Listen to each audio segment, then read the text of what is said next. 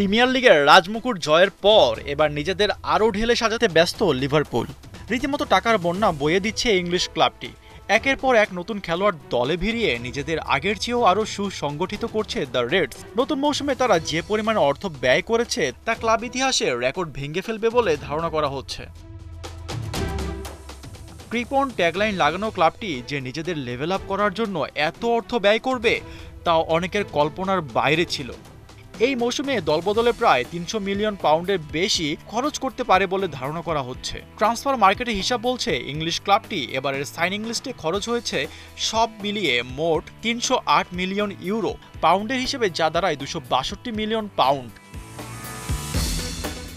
চুক্তির পথে এখনো যাদের নাম রয়েছে তাদের মধ্যে উল্লেখযোগ্য হল নিউক্যাসলের আলেকজান্ডার ইসাক ও ক্রিস্টাল প্যালেসের মার্ক গেই। এই দুজনকে দলে ভেড়াতে খরচ হতে পারে আরও ১২০ মিলিয়ন পাউন্ডের বেশি। এত তামঝাম এর আগে দ্য রেডসদের ক্ষেত্রে খুব একটা দেখা যায়নি। তাহলে কি এবার নতুন করে ডাচ কোচের পরিকল্পনা বাস্তবায়নে মরিয়া ক্লাবটি? অবশ্য আস্থার জায়গাটা কোচ আর্নে স্লট নিজেই অর্জন করেছেন। তার কৌশলেই গত মৌসুমে চ্যাম্পিয়ন হয়েছিল লিভারপুল। এটাই হতে পারে স্লটের দীর্ঘমেয়াদী পরিকল্পনাকে বাস্তবে রূপ দেওয়ার জন্য মালিক প্রতিষ্ঠান ফ্যানওয়ে স্পোর্টস গ্রুপের টাকা ঢালার প্রধান কারণ।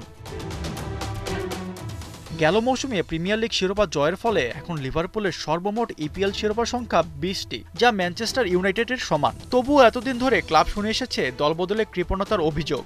তবে এবার ক্লাব কর্তৃপক্ষ আশাবাদী লিভারপুলকে তারা নিয়ে যাবে বিশ্বসেরা কাতারে। আশফাকুর রহমান সিয়াম, ৭১